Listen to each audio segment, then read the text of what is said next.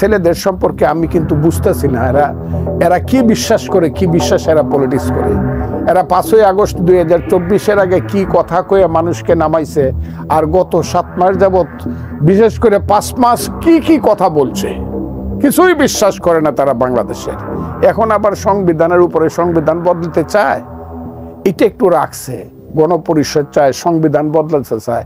72-এর 30 লক্ষ মানুষের রক্তের বিনিময়ে লেখা যে সংবিধান, সেই সংবিধান যেটা এখনো এক্সিস্ট করতেছে, যে সংবিধানের অধীনে নাহিদ ছেলেটা 6 মাস মন্ত্রিত্ব করে আসছে, 6 মাস বা 7 মাস মন্ত্রিত্ব বা উপদেষ্টা যাই বলেন, তো মন্ত্রীর সমমর্যাদায় বা এখনো ইউনূস সাহেবরা আছে।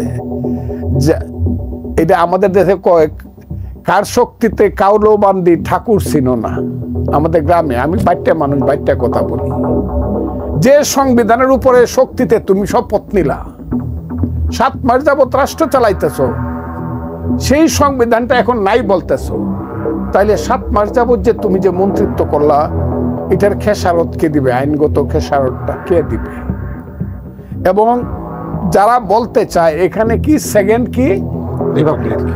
রিপাবলিক যারা করবে, এই সেকেন্ড রিপাবলিকটা তো লাহোরে তো না ইসলামাবাদে, নাকি আফগানিস্তানের কাবুলে, কোথায়? কিসের সেকেন্ড রিপাবলিক বলতে তারা কি বুঝাইতে চায়? তারা বাংলাদেশের নামটা, ওই যে আলী রিয়াজ আছেন একজন, যারা বাংলাদেশের নামটা খুব একটু ভদ্রলোকের মতো বদলায় ফেলতে চায়। তো আমার কথাগুলা খুব তিতা লাগবে। তাদের মনে আছে বাংলাদেশ তারা রাখবে না, মুক্তিযুদ্ধের বাংলাদেশ তারা রাখবে না, মুক্তিযুদ্ধের সংবিধান তারা রাখবে না। এবং যতদিন পর্যন্ত এই ব্যাপারে তারা সাকসেসফুল হওয়ার মতো শক্তি অর্জন না করছে, ততদিন পর্যন্ত তারা এই ধরনের ডাইনে বামে, সকালে বিকালে রাত্রে দুপুরে বিভিন্ন সাইজের কথা বলতে থাকবে। এই কারণে কথা বলতে থাকবে কারণ তাদের পিছনে শক্তি আছে। সেই শক্তিটার নাম হলো সরকার, আর এই সরকারের প্রধানের নাম হলো প্রফেসর মোহাম্মদ ইউনূস, যাকে আমরা মনে করতাম উনি অনেক টাওয়ারিং পার্সোনালিটি। কিন্তু আজকের প্রেক্ষাপটে দেখা যাচ্ছে জনাব ইউনূস সাহেবের মতো লোকও ক্ষমতার মোহে অন্ধ হইয়া এই দেশটাকে একটা অন্ধকারের দিকে নিয়ে যাচ্ছে। কুয়াশা চলছে কিন্তু দেশে লাইট মারলেও দেখা যায় না। এই দেশে আইন নাই, আদালত নাই, মানুষের পেটে ভাত নাই, পরনে কাপড় নাই, এই দেশে কিচ্ছু নাই। নারীর ইজ্জত নাই, গান নাই, বাজনা নাই, কিচ্ছু নাই। এই দেশে লালন নাই, এই দেশে রবীন্দ্র ঠাকুর নাই, এই দেশে নজরুল নাই, গান নাই, কিচ্ছু না, নাটক নাই। এই দেশে শাহজালাল নাই, 700 মাজার ভেঙে ফেলানো। এই দেশে আমানত শাহ নাই, বায়েজিদ বুস্তামি নাই, এই দেশে খান জাহালানি নাই, সব ভেঙে ফেলানো। এই দেশে আহলে সুন্নাতুল জামাত নাই, যারা এই দেশে সুফিবাদের মাধ্যমে বাংলা এবং ভারতে যারা ইসলাম আনলো, সব শেষ হয়ে যাচ্ছে। এরা সেই ইসলাম রাখবে না, সেই মুক্তিযুদ্ধের সংবিধান রাখবে না, মুক্তিযুদ্ধের আদর্শ রাখবে না। এরা নতুন করে এই দেশটাকে, ওই যে আজকে দেখলাম আফগানিস্তানে কি হইতেছে, এখন দেখলাম কোথায় ট্রেন আটকেছে পাকিস্তান, হ্যাঁ আমি দেখলাম তো। এটা তো লাদেনের বাংলাদেশ বানাইতে চায়, আল কায়দার বাংলাদেশ বানাইতে চায়। যদি বাইচা থাকে বাংলার মুক্তিযুদ্ধের মানুষ আর মুক্তিযুদ্ধের চেতনার মানুষ, এটা দেখা যাবে যে এই দেশে মানুষের দেশ হবে, গণতান্ত্রিক দেশ হবে, ধর্মনিরপেক্ষ অসাম্প্রদায়িক দেশ হবে, নাকি এই দেশ কতগুলা সাম্প্রদায়িক শক্তি, মৌলবাদী শক্তির জন্য দেশটাকে আমরা সৃষ্টি করছিলাম 30 লক্ষ লোক দিয়ে। এটা দেখা যাবে। কিন্তু এই জায়গাতে দেশটাকে নিয়ে কিন্তু ভালো হচ্ছে না। আমি সবাইকে হাত জোর করুন, এই জায়গাতে দেশ নিয়েন না, ওই জায়গায় নেওয়ার চেষ্টা করেন না। কিন্তু এটা কিন্তু মুক্তিযুদ্ধের বাংলাদেশ। ফজলুর রহমান, আপনার কাছে একটু জানতে চাই, জাতীয় ঐক্যমত্য কমিশন তারা এরই মধ্যে মনে হয় 166টি বিভিন্ন সংস্কার প্রস্তাব পাঠিয়েছে। এখানে একমত নয়, আংশিক একমত, এই ধরনের প্রস্তাব পাঠিয়েছে। এই বিষয়টি আপনারা কিভাবে দেখেন? রাজনৈতিক দলগুলো 3টা টিক দিতে হবে, একমত নয় কিংবা আংশিকভাবে একমত। আমি যদি রাজনৈতিক দল, আমার রাজনৈতিক দলের ব্যাপারে তো আমি সিদ্ধান্তের মালিক না, কোনো মালিক না। আমি হইলাম মুক্তিযোদ্ধা হিসাবে কথা বলি। আমি হইলে এদের এই প্রশ্নের কোনো উত্তর হইতাম, এদেরকে বেয়াদ্দব বলতাম। যারা এই প্রশ্নটা পাঠিয়েছে বেয়াদ্দব বলতাম। কেন? রাজনৈতিক দল এদের চেয়ে অনেক উঁচু। এটা দিছে ওই যে আমার বার কাউন্সিলের ছাত্ররা পরীক্ষা দেয় লয়ার হওয়ার জন্য, ওইটাকে বলে এমসিকিউ। এটা এমসিকিউ প্রশ্ন করছে ছাত্রদেরকে। 1, 2 আমি এদের এই সব মাতাব্বরি এখন আর চাই না।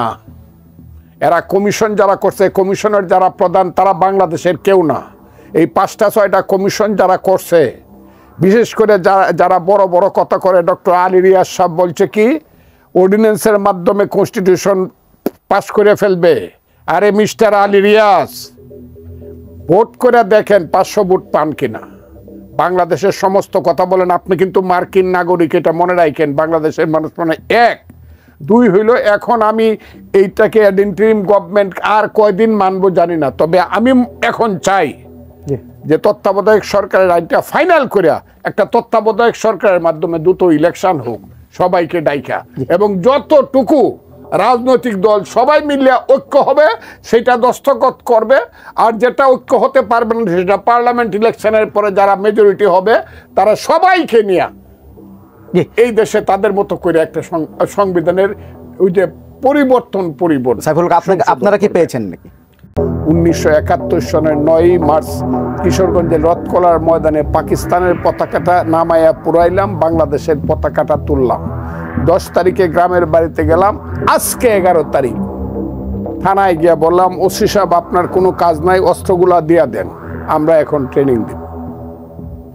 11ই মার্চ 1971 সনে ইটনা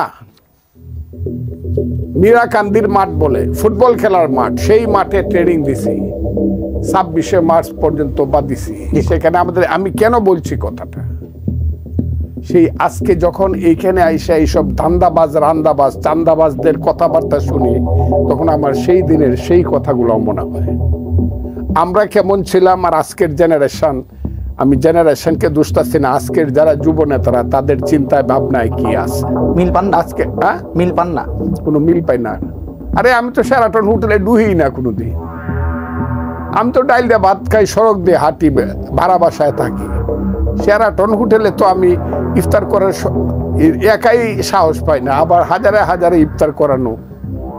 এটা তো দিস ইজ নট পলিটিক্স।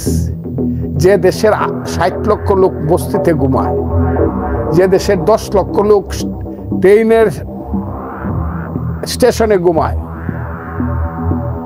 সদরঘাটে ঘুমায়, বাস স্ট্যান্ডে ঘুমায়, যে দেশের লক্ষ লক্ষ লোক মশায় কামড়াইলে মশারি পায় না, যে দেশের 23% লোক, 4 কোটি মানুষ দিনে মাত্র এক বেলা একটু খাইতে পারে, আর 2 বেলা পানি খায় অথবা লিকুইড খায়া থাকে বা বিস্কিট খায়া থাকে, রিক্সা চালায় অমুক করে তম করে, সেই দেশে রাজনৈতিক দল নতুন করে শেরাটনে ইফতার করলে তাদের মানসিকতা আগেই বুঝে যায় মানসিকতাটা কি। অন্যান্য দল, আপনার দল তো বড় বড় রেস্টুরেন্টে বা বড় দল হোটেলে এই করে, এরকম ইফতার পার্টি দেয়। আমার দল বিএনপি হোটেলে ইফতার পার্টি দেয়। বিএনপি আর নতুন যে দলটা, এই দলের মধ্যে ডিফারেন্সটা যদি আমি বুঝতে না পারি বা বুঝাইতে না পারি, আমার ব্যর্থতা। হাতি আর বিড়াল তো এক জিনিস না। বিএনপির কি বলবো, বিএনপি আজকে বাংলাদেশে আজকে ইলেকশনের 2/3 মেজরিটি পাবে, কোটি কোটি লোক তাদের সমর্থক। আর কালকে দল হয়েছে শুধু এটা তো ইউনূস সাহেবের দল বলে বলে মানুষের এটা করতেছে। এটা তো ইউনূস সাহেবের দল, কিংস পার্টি বলে মানুষ এটা করে। যদি মানুষ বুঝে ফেলে এটার পিছনে সরকারের কোনো ধরনের মানে কি বলবো উৎসাহ উদ্দীপনা অর্থ বিত্ত নাই, তাহলে কালকের থেকে তো মানে মিটিং করলে স্টেজে কিছু লোক থাকবো, মাঠে কোন লোক থাকবে না। আমি ছেলেদেরকে নিরুৎসাহিত করি, তারা যদি পলিটিক্স করতে চায়, বাপের বেটা যদি হয়, তারা যাওয়া উচিত গরিবের বস্তিতে, তারা যাওয়া উচিত কৃষকের ক্ষেত কামারে, তারাও যাওয়া উচিত ভূমিহীনের সেই অর্থে, তাদের ওইখানে গিয়া পলিটিক্সটা করা উচিত। এই যে নতুন পলিটিক্স, সংবিধান পরিবর্তন করবে তারা, সংবিধান কি দিয়া তারা পরিবর্তন করবে? আমি খুব ক্লিয়ার ভাবে একটা কথা বলি, সংবিধান পরিবর্তন করতে হলে তাদের কোনো রাইট নাই, নো রাইট। এই যে ডক্টর আলী রিয়াজ সাহেব, তাকে আমি ব্যক্তিগতভাবে অসম্মানজনক মনে করি না, উনি সম্মানিত মানুষ, আমার দেশের একজন সন্তান, গিয়ে বিদেশ আমেরিকাতে প্রফেসর, ঠিক আছে, উনি জার্নালিজমের এখন পলিটিক্যাল সায়েন্সের প্রফেসর, আবার উনি আইছেন আবার সংবিধানের প্রফেসর হইয়া। হিন্দুদের একটা ধর্মে কথা আছে, সত্য যুগে ছিলেন হরি, তেতা যুগে রাম, দ্রাপর যুগে কৃষ্ণচন্দ্র, কলিতে গৌরাঙ্গ। একই ব্যক্তি বারে বারে বিভিন্ন রূপে আসে। উনি একটা সংবিধান লিখবে, 40 বছর যাবৎ যিনি দেশে নাই, দেশের কিছুই বুঝে নাই, উনি আমেরিকান নাগরিক, আমেরিকান নাগরিক একটা সংবিধান পরিবর্তন করে লিখবে। অনেক সময় বলে ছিঁড়া ফেলাইয়া দিব, এইটা আমি ফজলুর রহমানকে মানতে হবে, যে ফজলুর রহমান যুদ্ধ করে এই দেশটা সৃষ্টি করছি, আমি এটা মানি না। এক, গণপরিষদের ইলেকশন বা ওই ইলেকশন, এইসব বলার অর্থ হইল নির্বাচনকে দীর্ঘায়িত করা এবং ক্ষমতার যে মসনদ, ময়ূর সিংহাসনে বৈশা আরো যদি থাকে শেরাটন, সোনারগাঁও, এইখানের খাওয়া দাওয়া, রাত্রে হোটেলে থাকা, 30,000 টাকার কম্বল দেওয়ার জন্য 30 লাখ টাকার বিমানে বা হেলিকপ্টারে উড়ে যাওয়ার যে মজা, সেই মজাটা করার জন্যই আজকে এইসব যে অপ্রাসঙ্গিক কথা বলা হচ্ছে। খালি সন্তানদের ব্যাপারে আমি বলছি না, সন্তানরা এটা বলে বলে আমি মনে করি না। সরকার বলাচ্ছে এই বিষয় নিয়ে আবার আসছি আপনার কাছে। ফজলুর রহমান, আপনার কাছে জানতে চাই, আপনি আলোচনার সময় বলছিলেন যে আজকেই যদি বলি এনসিপি যে একটা বড় ধরনের ইফতার মাহফিল তারা করেছেন ইন্টারকন্টিনেন্টাল হোটেলে, সেটা নিয়ে আপনি প্রশ্ন করছিলেন যে তারা কিভাবে সেখানে করে। আমার একটা ইয়ে আছে যে যখন এই দলটি গঠিত হয়, তাদের যে আহ্বায়ক নাহিদ ইসলাম, তিনি কিন্তু তাদের সম্পদের হিসাব একদম ফেসবুকে দিয়েছেন, যে সামাজিক যোগাযোগ প্রকাশ করে তারপরে তিনি রাজনীতিতে এসেছেন। এক ধরনের স্বচ্ছতার একটা ব্যাপার তিনি তৈরি করেছেন। তারপর আপনি মানে তারা একটা স্বচ্ছতার প্রকাশ করেছেন, নিশ্চয়ই তারা এই তাদের দলের খরচের ব্যাপারে নিশ্চয় স্বচ্ছতার ব্যাপারটা দিবে প্রকাশ। আমি আপনাকে বলি, আমি এদের প্রথম, এরা আমাদের সন্তানের মতো, কি বলবো, বললে পরেই তো জিনিসগুলো ভুল বুঝাবুঝি হয়। আমাদের নেতাও আবার বলছে, আজকে দেখলাম যে এমন কোনো সমালোচনা করা যাবে না যে সমালোচনা করলে আমাদের মধ্যে ডিফারেন্স। আমি ডিফারেন্স ওইটাও চাই না, এই ছেলেদেরকে আমি সমালোচনা ওইভাবে করতে চাই না। কিন্তু এটা আমার কাছে মনে হয় না যারা বাংলাদেশের রাজনীতির কোনো সন্তান, যাদের নামগুলো আমি 10টা ছেলের নাম একসাথে বলতে পারি, যে এদেরকেই চেহারাগুলো, এদেরকেই মানুষ এই চেহারাগুলো থেকে, এদের প্রত্যেকেরই চেহারা সুন্দর হয়েছে গত 6 মাসে 7 মাসে। এদের স্বাস্থ্য ভালো হয়েছে, এদের শার্টের বাড়ছে, গাড়ির জৌলস বাড়ছে, খাওয়া দাওয়ার স্ট্যান্ডার্ড বাড়ছে, টাকা পয়সার স্ট্যান্ডার্ড বাড়ছে।